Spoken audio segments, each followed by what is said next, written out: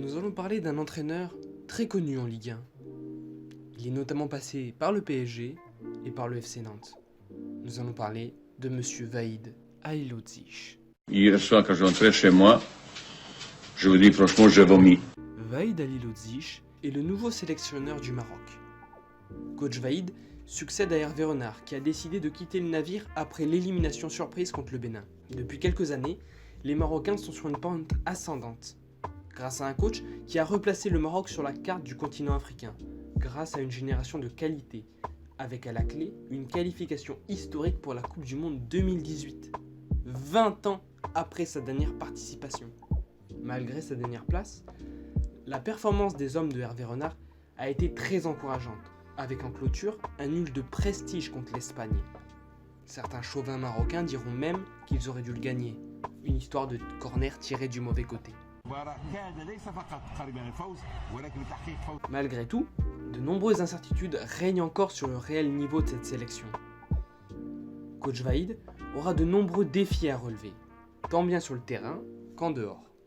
Contrairement à Renard, Vahid n'est pas un expert du football africain. Il a connu, comme je disais en introduction, la plupart de ses expériences en France. Toutefois, il n'arrive pas en terre inconnue. Il a déjà entraîné le Raja Casablanca, portant l'équipe au sommet du football national et continental, avec une Ligue des champions africaine et un titre de champion. Bon, certes, ça remonte aux années 90, ça fait quasiment 30 ans, mais cette expérience va sûrement lui être utile. Mais la question est, quels sont les chantiers auxquels sera confronté notre Vahid national ? Le premier vrai défi, c'est de fonder un vrai collectif au sein de cette sélection. L'affaire Hamdallah, avant la CAN, est le symbole du malaise présent dans la sélection depuis de nombreuses années et qui a enfin éclaté au grand jour. Petit rappel des faits. Match de préparation pour la CAN contre la Gambie. Le score est de 1 partout et le Maroc obtient un pénalty dans les derniers instants du match. Hamdallah veut le tirer, mais il en est hors de question pour Faisal, qui refuse de lui laisser tirer le pénalty. Même si son manqué est anecdotique, Hamdallah décide de plier bagages le lendemain matin. On peut aussi s'appuyer sur la déclaration de Mehdi Benassia. Juste après le match face à l'Espagne, Mehdi Benassia va littéralement incendier certains membres du staff. Ouais, je sais bien que personne n'y pensait, même des gens malheureusement, certaines personnes proches de nous nous avaient déjà tourné le dos après le premier match. Et je le dis et je le répète bien, certaines personnes proches de notre équipe même pensaient qu'on était devenus des enfants gâtés depuis la qualification à la Coupe du Monde, qu'on ne méritait pas d'être là, etc., etc. Il y en a qui pensaient ça. Et pas des journalistes ou des gens proches qui ne devraient pas avoir ce genre de paroles. Pourtant, ils l'ont eu. Et nous, les joueurs, on avait envie de leur montrer à ces gens-là, tous ces guignols, on voulait leur montrer de quoi on est capable. Qu'on est une génération qui a beaucoup de cœur. Le vestiaire maintenant. Il est divisé en 3 clans. D'un côté, nous avons les binationaux, avec en tête Belhanda et Dirar. De l'autre côté, les botolistes, qui sont les joueurs locaux de la Botola. Et enfin, les autres joueurs, pris en étau, on pourrait dire, entre ces 2 clans. Cette division de longue date a gangréné le groupe Maroc depuis de nombreuses années et l'a empêché d'être soudé, à l'instar des Algériens, qui ont réussi à se qualifier pour le Mondial 2010, à tenir tête à l'Allemagne, championne du monde en 2014, et même à gagner la CAN en 2019. Pourtant, les Marocains n'ont rien à envier en termes de qualité technique.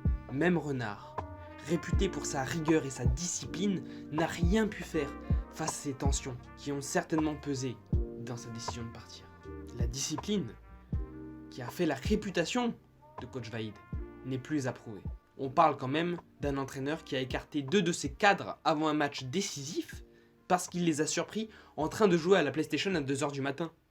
En parlant de PlayStation, Vahid a été très clair dès le début. Il a annoncé l'interdiction de la PlayStation lors des rassemblements de la sélection marocaine. De plus, il a interdit aussi une habituée des rassemblements, la chicha. Coup dur pour certains. Espérons qu'ils interdisent également les clips de rap et les téléphones à l'échauffement. Sur le rectangle vert maintenant. La discipline est au cœur des préoccupations de Vahid. À Nantes, il s'appuyait sur une assise défensive solide, avec une ligne de 4 compacte et une sentinelle devant la défense. Lorsqu'il jouait en 4-3-3, ou un double pivot défensif lorsqu'il évoluait en 4-2-3-1. Tous les joueurs sont impliqués à la récupération du ballon, à commencer par le 9 qui joue le rôle de premier défenseur, d'où la présence de Walid Azarou. La défense était déjà le point fort de cette équipe, sous Hervé Renard, qui a su faire de sa cage une véritable forteresse, avec aucun but encaissé durant les éliminatoires de la Coupe du Monde 2018. Malheureusement, c'est dans les 30 derniers mètres que le bas blesse, avec une inefficacité à combiner dans les zones de vérité et surtout à finir les actions. Les phases offensives avaient tendance à se transformer en phases de possession stérile où on faisait tourner la balle. Avec Coach Vahid, on peut espérer que cela change avec son style de jeu de contre-attaque, basé sur un jeu direct et le rôle prédominant des ailiers qui vont créer le surnombre devant. Cette façon de jouer pourrait convenir au Lion de l'Atlas, qui possède de fabuleux contre-attaquants, à l'instar de Abdel Tarabt ou Sofiane Boufal. Ziyech pourrait ainsi retrouver une position plus axiale, qui lui donne plus de liberté.